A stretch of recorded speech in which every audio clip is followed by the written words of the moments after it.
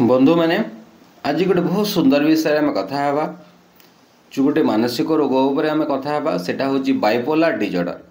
Bipolar disorder कौन? Bipolar माने by means to, polar माने पोलारिटीज।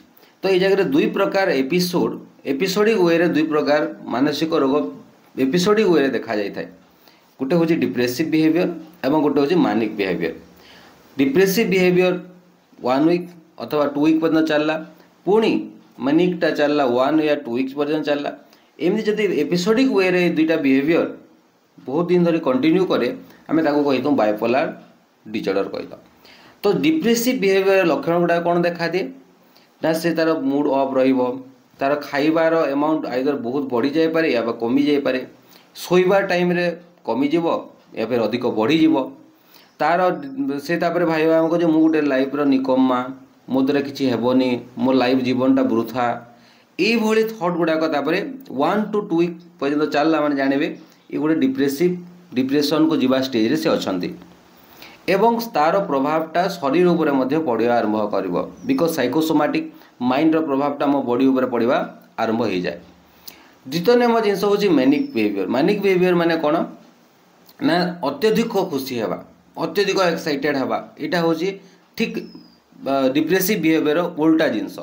माने माने बहुत एक्साइटमेंट हो जिते बड़े ये बिहेवियर गोटे व्यक्ति थाए से सब बड़े बहुत बड़ बड़ कथा कहवा आरंभ कर से कह मु भगवान मु भविष्य जानीपे एमती बड़ बड़ बड़ बड़ स्टेप माने नहीं से फेल्युअर हम एमती भावी पारे कि मु करेन्ट को मु धरीदेवी देख किसी हेबनी।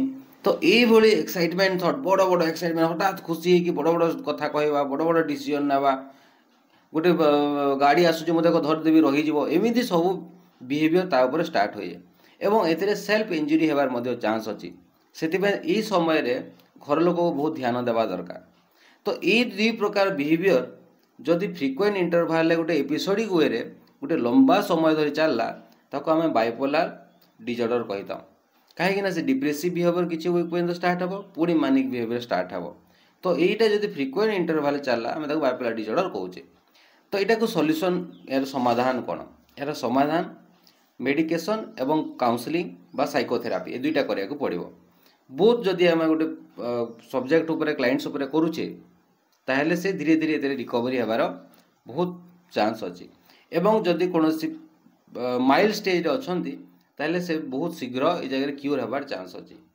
ठीक अच्छे आज आम बाइपोलर डिजॉर्डर ओनली तार बेसिक जिनस उपर आम आलोचना कले। बाइपोलर डिजॉर्डर भी बहुत गुड़े स्टेजेस अच्छी, आम मानिया हाइपोमानिया ये सब विषय भी डिस्कस करवा। आज ये पुणी देखा आ गोटे नुआ वीडियो रे किसी नुआ टॉपिक सहित। हाँ ये चैनल रे आपन जदि नुआ आछंती ए चैनल को सब्सक्राइब करने को भूलिबेनी।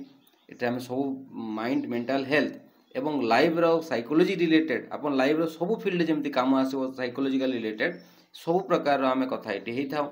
तो चैनल को सब्सक्राइब करेंगे एवं वीडियोटी जदि भल लगी थाए एक लाइक करेंगे एवं अलग बंधु मान सहित शेयर करेंगे। धन्यवाद।